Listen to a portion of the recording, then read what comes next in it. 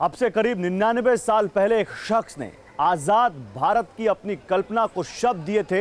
जाति, धर्म, भाषा के विवाद से परे अखंड भारत। उन्हीं के शब्दों में कहें तो एक देश, एक ईश्वर, एक जाति, एक भाषा और एक ही लक्ष्य। सिंधु नदी से हिंद महासागर तक आजाद भारत। तब तक भारत में मुस्लिम लीग का जन्म हो चुका था, लिहाजा अखंड भारत की इस परिभाषा को ही विवादों में उलझा दिया गया। आरोप लगा कि यह शख्स भारत को हिंदू राष्ट्र बनाना चाहता था। धीरे धीरे उस क्रांतिकारी को कट्टर हिंदूवादी घोषित कर दिया गया। हम बात कर रहे हैं विनायक दामोदर सावरकर की, जिनकी 28 मई को जयंती है। नासिक से लंदन जाकर ब्रिटिश हुकूमत की नाक में दम करने वाले सावरकर सही मायने में क्या थे, क्रांतिकारी या कट्टर हिंदूवादी? इतिहास के पन्नों में दर्ज तथ्यों के आधार पर हमने तैयार की है यह special teleseries Veer the true nationalist, जिसके पहले एपिसोड में देखिए क्रांति दूत, harbinger of revolution.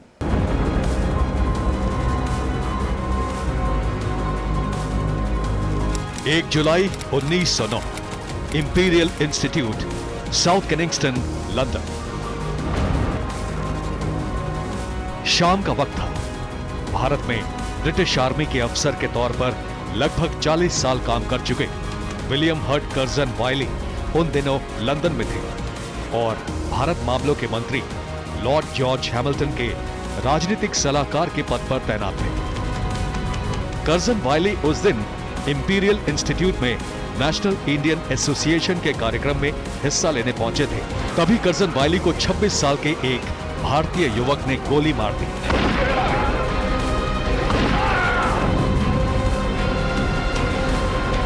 University of London में पढ़ाई करने वाले उस नौजवान का नाम था मदन लाल ढींगरा।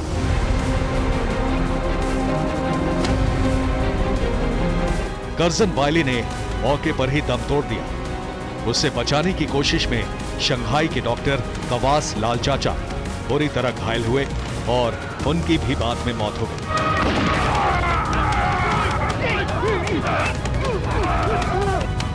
मदन लाल ढींगरा को पिस्तौल के साथ पकड़ लिया गया और सिर्फ 47 दिन बाद 17 अगस्त 1909 को लंदन की पेंटन विलेज जेल में फांसी दे दी गई।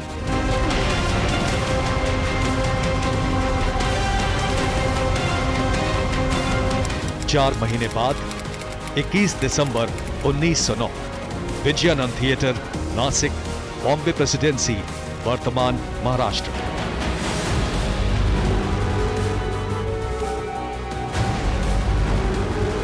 उस दिन भी शाम का ही वक्त था। नासिक के मजिस्ट्रेट एएमटी जैक्सन को मुंबई के कमिश्नर के पद पर प्रमोशन मिल चुका था और नासिक के विजयानंद थिएटर में मजिस्ट्रेट जैक्सन के सम्मान में पार्टी थी। वहीं मौजूद औरंगाबाद के 17 साल के एक छात्र अनंत लक्ष्मण कान्हेरे ने जैक्सन के सीने में एक के बाद एक 4 गोलियां उतार दी।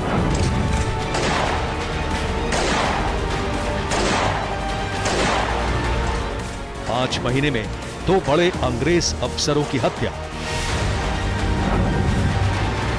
एक लंदन में मारा गया और दूसरा लंदन से लगभग 7200 किलोमीटर दूर नासिक में। दोनों में कोई कनेक्शन दिख नहीं रहा था, लेकिन एक पॉइंट पर स्कॉटलैंड यार्ड और ब्रिटेन की खुफिया एजेंसियों का दिमाग हिल गया।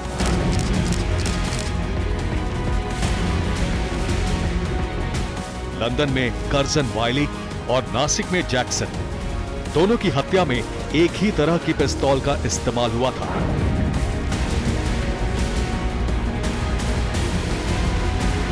मदन लाल ढींगरा और अनंत कान्हेरे के हाथों में ब्राउनिंग कंपनी की पिस्तौल थी।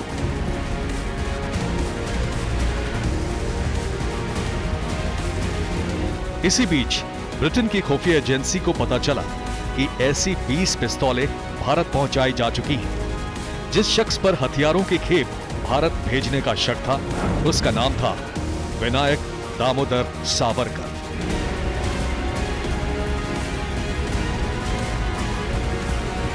जो साल 1906 से ही लंदन में कानून की पढ़ाई कर रहे थे।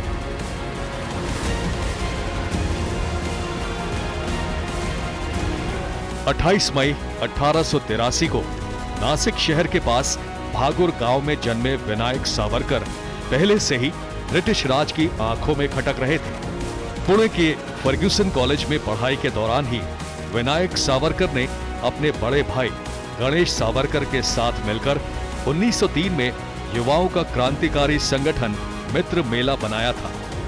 सावरकर बंधु कांग्रेस में गरम दल के नेता के तौर पर मशहूर और खुलकर हिंदूवाद की पैरवी करने वाले बाल गंगाधर तिलक से प्रभावित थे और लोकमान्य तिलक की कोशिशों से ही विनायक सावरकर को लंदन में पढ़ाई करने के लिए शिवाजी छात्रवृत्ति मिली थी। लंदन जाने से पहले ही विनायक सावरकर ने अपने संगठन का नाम मित्र मेला से बदलकर अभिनव भारत रख दिया था। भारत में अभिनव भारत के नाम पर आजादी की लड़ाई की कमान गणेश सावरकर के हाथों में थी और लंदन में विनायक सावरकर भी उसी मिशन को आगे बढ़ा रहे थे।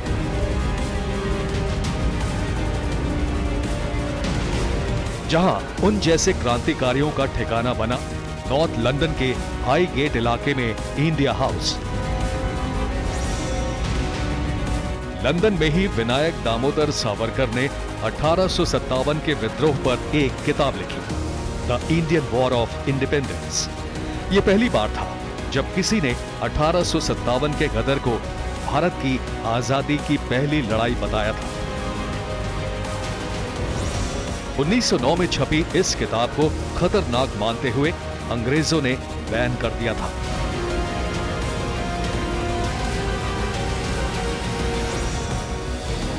जिस वक्त लंदन में मदन लाल ढींगरा ने कर्जन वायली और नासिक में अनंत कान्हेरे ने जैक्सन की हत्या की, तब तक विनायक दामोदर सावरकर फ्रांस जा चुके थे। 1909 के इंडिया काउंसिल एक्ट का विरोध करने की वजह से लंदन पुलिस ने सावरकर पर राजद्रोह का केस दर्ज किया था और वो लंदन में वांटेड थे। जैक्सन की हत्या का सीधा शक उन्हीं पर था, क्योंकि जैक्सन के आदेश पर ही उनके बड़े भाई गणेश सावरकर को काला पानी की सजा दी गई थी। अनंत कान्हेरे ने जैक्सन की हत्या भी उसी का बदला लेने के लिए की थी। अनंत कान्हेरे भी सावरकर बंधुओं के संगठन अभिनव भारत से जुड़े थे। लंदन में कर्जन वायली की हत्या करने वाले मदन लाल ढींगरा का भी इंडिया हाउस में आना जाना था और वो भी विनायक सावरकर के अभिनव भारत से जुड़ चुके थे। इन कड़ियों के जुड़ते ही विनायक दामोदर सावरकर लंदन पुलिस की मोस्ट वांटेड लिस्ट में आ गए, जो उस वक्त पेरिस में महान क्रांतिकारी भीकाजी कामा के घर पर रह रहे थे। 13 मार्च 1910 लंदन। भीकाजी कामा और दूसरे क्रांतिकारियों के मना करने के बावजूद विनायक दामोदर सावरकर पेरिस से लंदन पहुंचे, जहां उन्हें गिरफ्तार कर लिया गया। विनायक दामोदर सावरकर पर क्रांतिकारियों को हथियार मुहैया कराने, ब्रिटिश राज के खिलाफ युद्ध छेड़ने और भड़काऊ बयान देने का आरोप था, जिसके ट्रायल के लिए उन्हें मोरिया नाम के जहाज से लंदन से बंबई रवाना कर दिया गया।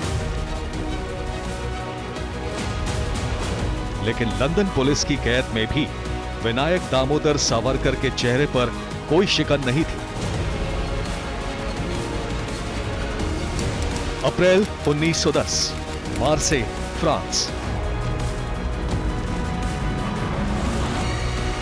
जिस जहाज से सावरकर को लंदन से बंबई भेजा जा रहा था, वो जैसे ही फ्रांस के मार्से शहर के पास पहुंचा, उसकी खिड़की से सावरकर ने भूमध्य सागर में छलांग लगा दी।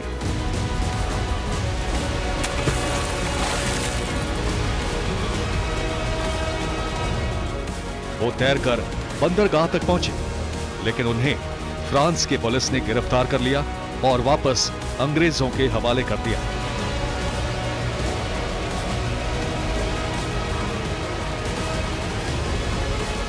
फ्रांस ने बाद में ब्रिटेन से विरोध भी जताया और सावरकर को फ्रांस भेजने के लिए कानूनी कार्रवाई भी शुरू कर दी। लेकिन तब तक ब्रिटिश पुलिस कड़े पहरे में सावरकर को बंबई पहुंचा चुकी थी। उन्हें पुणे की येरवडा जेल में रखा गया।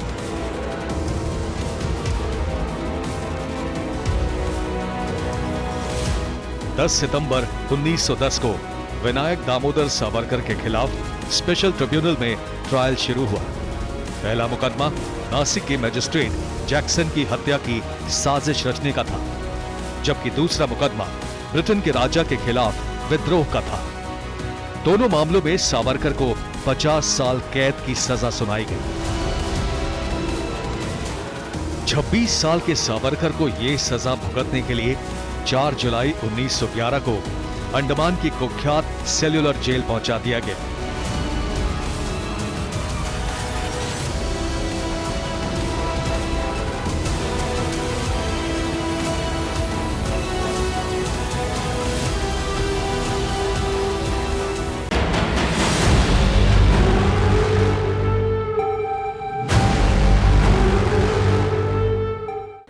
छब्बीस साल, सिर्फ इतनी ही उम्र थी सावरकर की, और इतनी कम उम्र में ब्रिटिश हुकूमत उन्हें अपना सबसे बड़ा दुश्मन मान चुकी थी। अंडमान में काला पानी की सजा उन्हें राजनीतिक बंदी के रूप में मिली थी, लेकिन सच्चाई यही है कि इतनी सख्त और लंबी सजा सावरकर से पहले या बाद में किसी भी नेता को नहीं दी गई। विनायक दामोदर सावरकर ने नासिक से लंदन तक ऐसी क्या हलचल मचाई कि ब्रिटिश हुकूमत हिल गई। देखिए हमारी टेलीसीरीज का यह episode, Nayak the master strategist.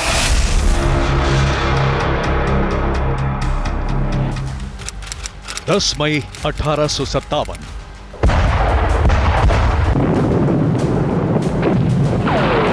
पूरब में बैरकपुर से लेकर उत्तर पश्चिम में अंबाला तक ब्रिटिश ईस्ट इंडिया कंपनी ने अपनी तोपों और बंदूकों की दहशत से भारत में जो सत्ता हड़पी थी, उसे पहली बार चुनौती मिली। 1857 का विद्रोह ब्रिटिश साम्राज्य के लिए खतरे की घंटी था, इसलिए अगले एक साल में पूरी बर्बरता से इस विद्रोह को कुचल दिया गया।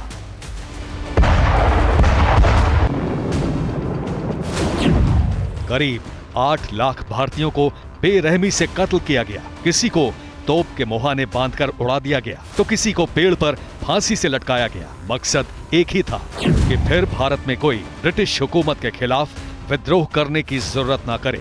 हुआ भी यही। अगले 40 साल तक भारत में अंग्रेजों के खिलाफ कोई बड़ा आंदोलन नहीं हुआ।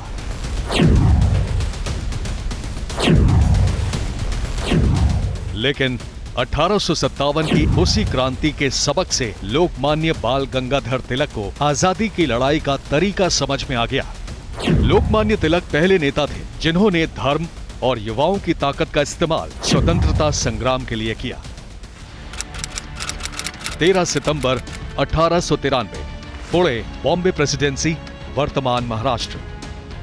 गेल्या वर्षी पुण्यामध्ये आम्ही गणेशोत्सव सुरू केले।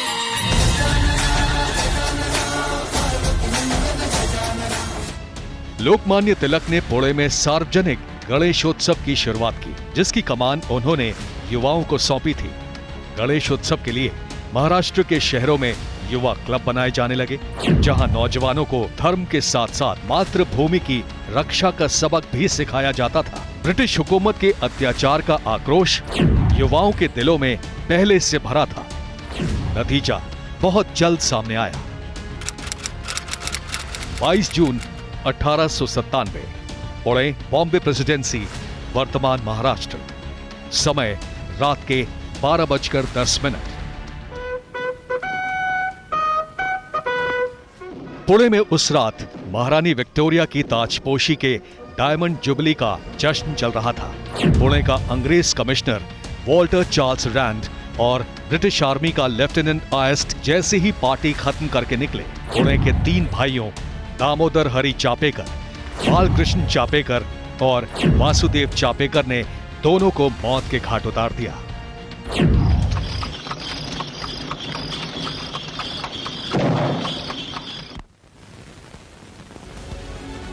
पुणे के चापेकर बंधु भी लोकमान्य तिलक के शिष्य थे और तिलक की प्रेरणा से ही यूथ क्लब चलाते थे। क्रांतिकारियों के हाथों ब्रिटिश अधिकारियों के वध की ये पहली घटना थी। रैंड और आयस्ट की हत्या के आरोप में चापेकर बंधुओं को फांसी की सजा दी गई, लेकिन उनके बलिदान ने युवाओं के मन से ब्रिटिश हुकूमत का भय खत्म कर दिया। साल 1903, नासिक, बॉम्बे प्रेसिडेंसी, वर्तमान महाराष्ट्र।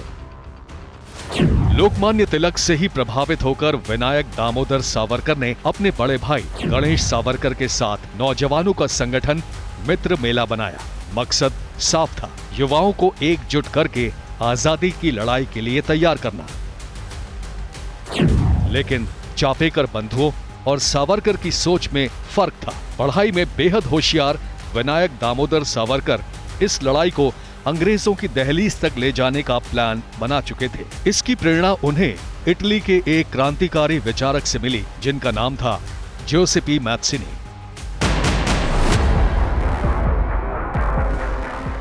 मैत्सिनी ने कई प्रांतों में बटे इटली को एकजुट करने के लिए धर्म का सहारा लिया और वो इसके लिए हथियार उठाने के भी हिमायती थे। यूरोप में उनकी छवि उदार लेकिन क्रांतिकारी नेता की थी। मैत्सिनी ने युवाओं को एकजुट करने के लिए यंग इटली के नाम से एक क्रांतिकारी राजनीतिक संगठन बनाया था। सावरकर ने मैत्सिनी की आत्मकथा का मराठी में अनुवाद किया और उन्हीं से प्रभावित होकर अपने संगठन का नाम मित्र मेला से बदलकर अभिनव भारत रख दिया। सावरकर जब 1906 में पढ़ाई के लिए लंदन पहुंचे तब वहां गुजरात के कच्छ जिले से ताल्लुक रखने वाले बैरिस्टर श्याम कृष्ण वर्मा ने इंडिया हाउस नाम की एक इमारत बना रखी थी जो भारत से आने वाले छात्रों का ठिकाना थी। श्याम कृष्ण वर्मा अपने इंडिया हाउस से ही भारतीय युवाओं को एकजुट करके अंग्रेजों के खिलाफ अभियान चला रहे थे। सावरकर के आने के बाद लंदन का इंडिया हाउस अभिनव भारत का भी हेडक्वार्टर बन गया। लंदन में रहते हुए ही वीर सावरकर ने मैडम भीकाजी कामा के सहयोग से फ्री इंडिया सोसाइटी बनाई। उन्होंने फ्री इंडिया सोसाइटी के बैनर तले इसी नाम से एक अखबार छापना शुरू किया जिसके शब्दों की चिंगारी ने ब्रिटेन में रहने वाले भारतीय छात्रों और नौजवानों के दिलों में आजादी की मशाल जलानी शुरू कर दी।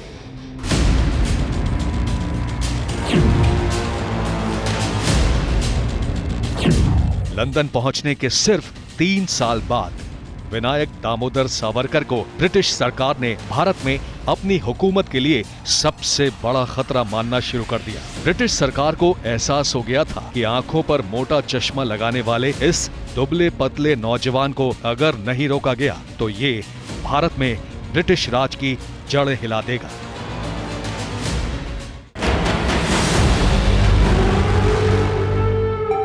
सावरकर से पहले भी देश में हिंदू राष्ट्र की बात होती रही। बाल गंगाधर तिलक से लेकर लाला लाजपत राय और मदन मोहन मालवीय तक सब हिंदूवादी सोच के नेता थे। लाला लाजपत राय और मालवीय जी तो हिंदू महासभा के संस्थापकों में से थे जिन्होंने मुस्लिम लीग के दबाव के सामने कांग्रेस के सरेंडर का खुलकर विरोध किया। लेकिन इनमें से किसी भी नेता की देशभक्ति पर सवाल नहीं उठाया गया। उन पर हिंदू कट्टरपंथी होने का आरोप नहीं लगा। फिर सावरकर ही निशाने पर क्यों? इस सवाल का जवाब देखिए टेलीसीरीज के इस एपिसोड में, राष्ट्रवादी अ न्यू अवेकनिंग।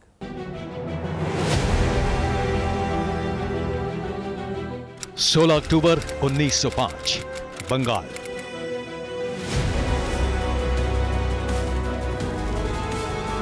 बांटो और राज करो। ब्रिटिश हुकूमत का यह पहला दांव था जिसके लिए बंगाल का बंटवारा किया गया। पूर्वी बंगाल मुसलमानों के लिए और हिंदुओं के लिए पश्चिम बंगाल।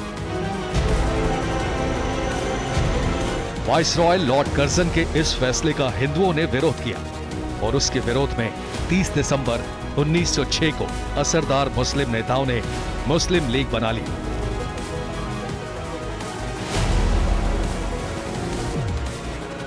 भारत में हिंदू मुस्लिम विवाद के बीज बोए जा रहे थे। तब विनायक दामोदर सावरकर लंदन में थे। वो 1857 की क्रांति पर किताब लिख रहे थे जिसमें हिंदू और मुसलमान दोनों एकजुट थे। सावरकर भारत के पहले स्वाधीनता संग्राम में हिंदू मुस्लिम एकता की शौर्य गाथा लिख रहे थे। अप्रैल 1915 कुंभ मेला हरिद्वार। मुस्लिम लीग के धर्म की राजनीति के विरोध में जन्म हुआ अखिल भारत हिंदू महासभा का। हिंदुओं की राजनीति की ये पहल महामना मदन मोहन मालवीय ने की थी, जो 4 बार इंडियन नेशनल कांग्रेस के अध्यक्ष रह चुके थे। हिंदू महासभा के पहले अधिवेशन में महात्मा गांधी खुद भी मौजूद थे। देश में हिंदू मुस्लिम राजनीति के उस दौर में विनायक दामोदर सावरकर उस वक्त अंडमान की जेल में अंग्रेजों की यातना भुगत रहे थे।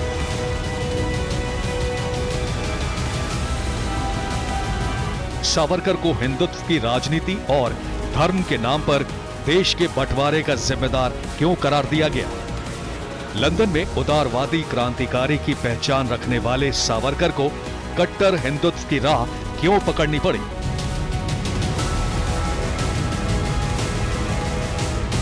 दो मई 1921, रत्नागिरी जेल, बॉम्बे प्रेसिडेंसी, वर्तमान महाराष्ट्र।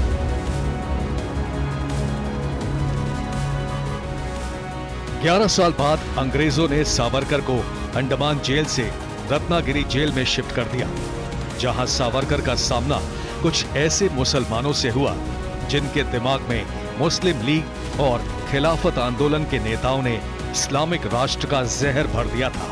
इसी के बाद विनायक दामोदर सावरकर ने किताब लिखी, एसेंशियल्स ऑफ हिंदुत्व। भारत के स्वाधीनता संग्राम और देश की राजनीति में हिंदुत्व शब्द का प्रयोग पहली बार हुआ था, लेकिन सावरकर का हिंदुत्व सिर्फ सनातन धर्म से नहीं जुड़ा था।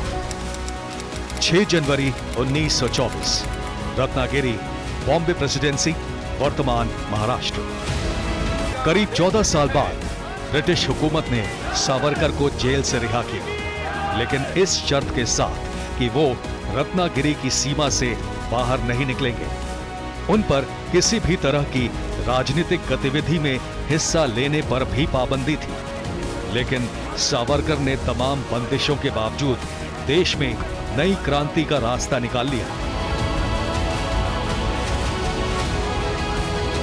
वो रत्नागिरी में नजरबंद होकर भी किताबें लिखते रहे। उनका जोर सिर्फ एक बात पर ही रहा कि हिंदुओं को जाति के आधार पर भेदभाव खत्म करना होगा।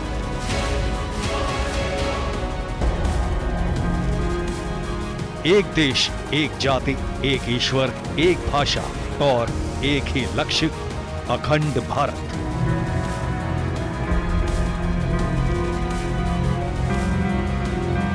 सावरकर का यही मंत्र था, जिसका मतलब ये निकाला गया कि सावरकर भारत को ऐसा हिंदू राष्ट्र बनाना चाहते हैं जिसमें गैर हिंदुओं की कोई जगह नहीं होगी।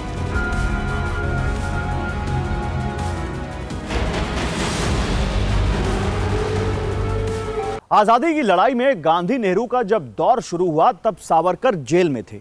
वो जेल से निकले तो अंग्रेजों से ज्यादा कांग्रेस के नेताओं की आंखों में खटकने लगे थे।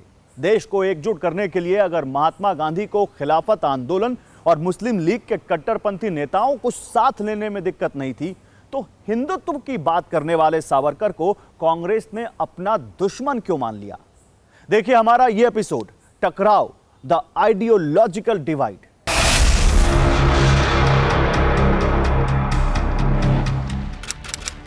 एक मार्च 1927, रत्नागिरी, बॉम्बे प्रेसिडेंसी, वर्तमान महाराष्ट्र।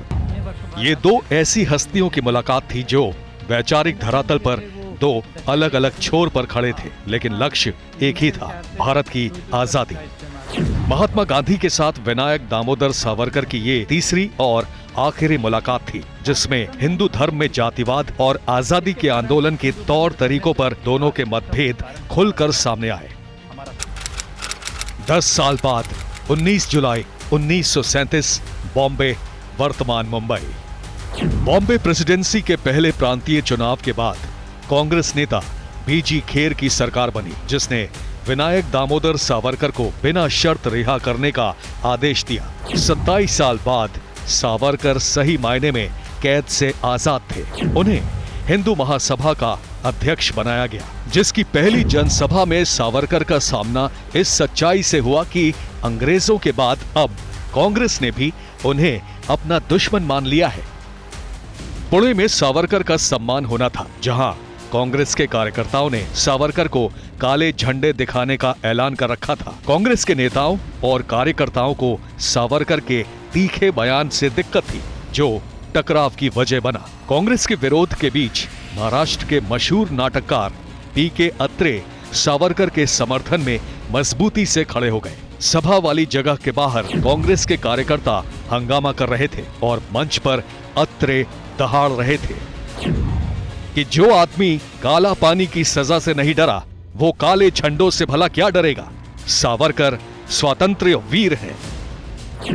इसी के बाद विनायक दामोदर सावरकर अपने समर्थकों और प्रशंसकों के लिए वीर सावरकर हो गए। कांग्रेस के साथ उनके विचारों का टकराव भी बढ़ता गया। तब तक महात्मा गांधी और जवाहरलाल नेहरू ही कांग्रेस की पहचान बन चुके थे। गांधी और नेहरू का वैचारिक टकराव अकेले सावरकर से नहीं था। दीनबंधु चितरंजन दास से लेकर नेताजी सुभाष चंद्र बोस भी विचारधारा के टकराव की वजह से कांग्रेस से अलग हो चुके थे, लेकिन कांग्रेस के निशाने पर वीर सावरकर ही थे।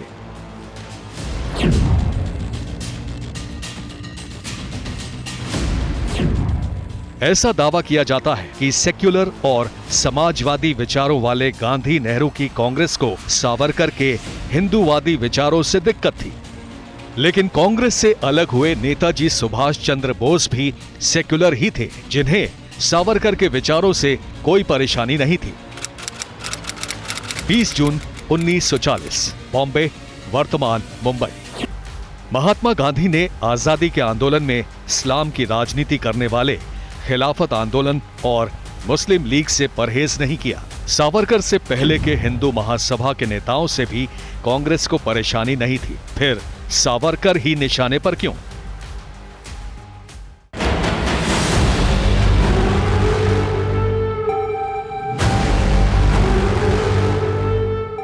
हिंदू महासभा का अध्यक्ष बनने के बाद क्रांतिकारी सावरकर की जिंदगी का दूसरा अध्याय शुरू हुआ। वो मुस्लिम लीग के रिएक्शन में हिंदुत्व की राजनीति का झंडा उठा चुके थे। वो मुस्लिम लीग से ज्यादा कांग्रेस से नाराज थे और कांग्रेस के साथ उनका वैचारिक टकराव था, जो आजादी के बाद राजनीतिक दुश्मनी में बदल गया।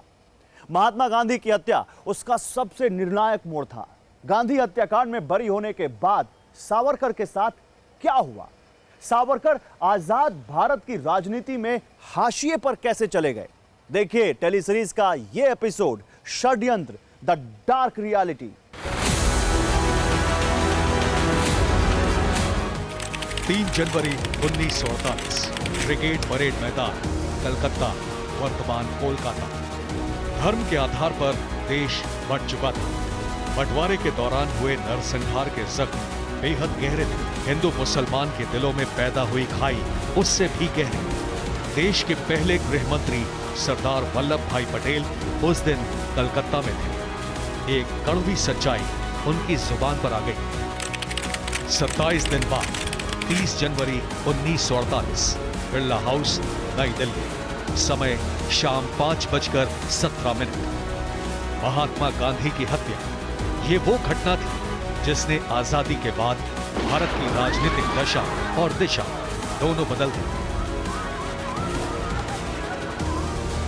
5 दिन बाद 5 फरवरी 1948 को वीर सावरकर को गांधी हत्याकांड की साजिश रचने के आरोप में गिरफ्तार कर लिया गया, क्योंकि गांधी के हत्यारे नाथूराम गोडसे का संबंध हिंदू महासभा से था। गोडसे का ये बयान अदालत में सच साबित हुआ। गांधी हत्याकांड में पुलिस के पास सावरकर के खिलाफ कोई सबूत नहीं था, इसलिए अदालत ने सावरकर को बरी कर दिया। जिस मुकदमे में सावरकर बरी हो चुके थे, वही मुकदमा कांग्रेस के नेताओं का सियासी हथियार बन गया। कांग्रेस के नेता गांधी हत्याकांड के लिए सावरकर को आए दिन कटघरे में खड़ा करते रहे, जबकि गांधी हत्याकांड की जांच और मुकदमे का ट्रायल कांग्रेस के राज में ही हुआ था। सवाल ये भी उठा कि सावरकर को गांधी हत्याकांड से क्या हासिल होने वाला था। वो हिंदू महासभा को मजबूत राजनीतिक पार्टी के तौर पर स्थापित करने में जुटे थे और गांधी हत्याकांड में नाम आने का एक ही मतलब था कि हिंदू महासभा जनता की नजर में अछूत हो जाती। गांधी हत्याकांड को नेहरू सरकार ने सावरकर और आरएसएस के हिंदू राष्ट्र के उग्र विचार का नतीजा माना।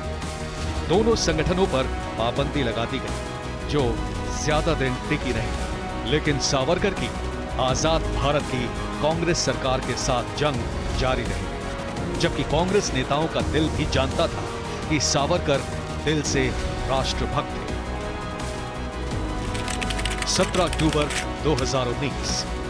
वीर सावरकर जी के जीवन के दो पहलू हैं। पहला तो बहुत ही उल्लेखनीय है, जहां उन्होंने आज़ादी की लड़ाई में भाग लिया।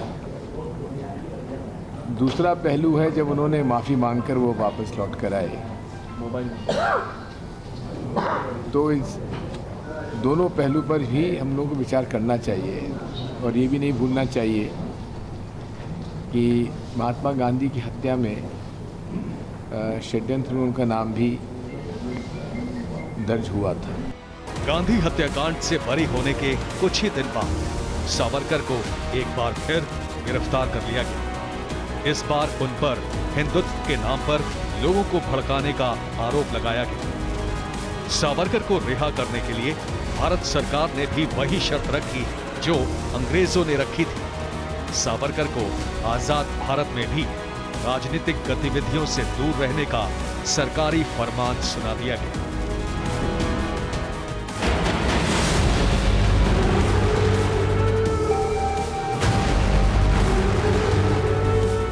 आजादी के बाद देश में हजारों लोगों को स्वाधीनता सेनानी का दर्जा दिया गया। अंग्रेजों के खिलाफ छोटा मोटा मोर्चा खोलने वालों को भी ताम्रपत्र दिए गए, उन्हें सिर माथे पर बिठाया गया।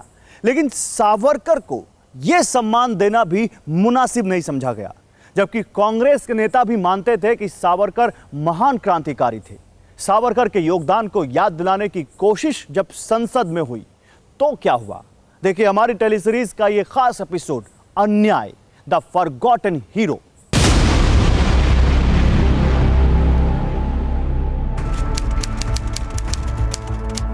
आठ जून 1985, India house, London.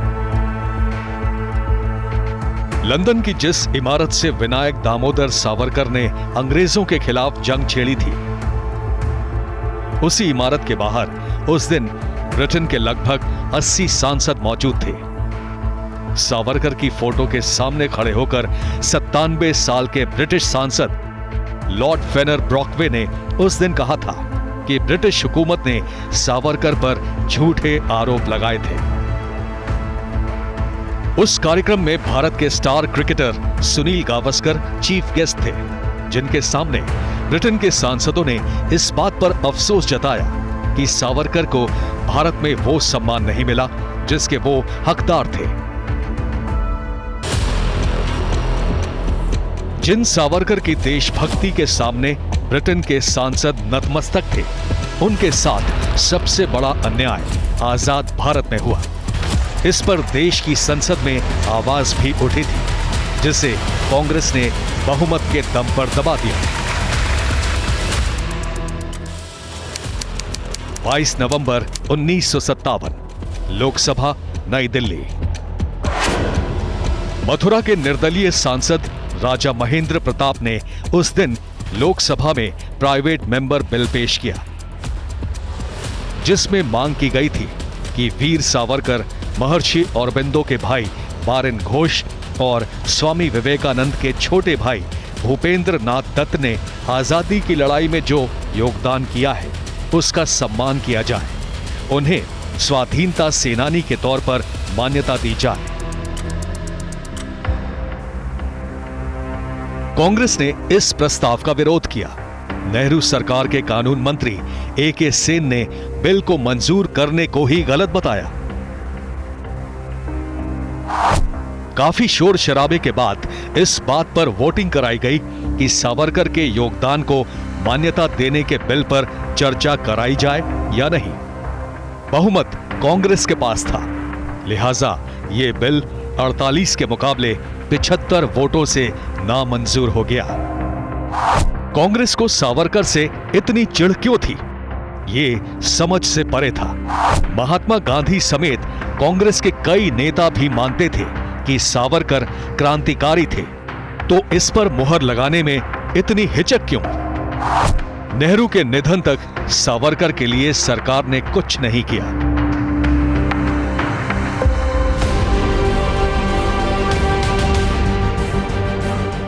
Lal Bahadur Shastri के प्रधानमंत्री बनने के बाद सावरकर को सरकार ने आर्थिक सहायता दी और 1970 में इंदिरा गांधी सरकार ने सावरकर के सम्मान में एक विशेष डाक टिकट जारी किया।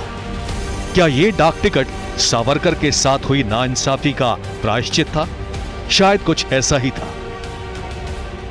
क्योंकि उसके बाद कांग्रेस के नेताओं ने सावरकर पर जुबानी हमले बंद कर दिए। लेकिन पिछले 9 साल से देश में हिंदू राष्ट्र पर सियासी बवाल मचा, तो फिर आरोपों के तीर सावरकर पर ही चलाए जा रहे हैं, क्योंकि हिंदुत्व और हिंदू राष्ट्र की कल्पना सबसे पहले वीर सावरकर ने ही की थी।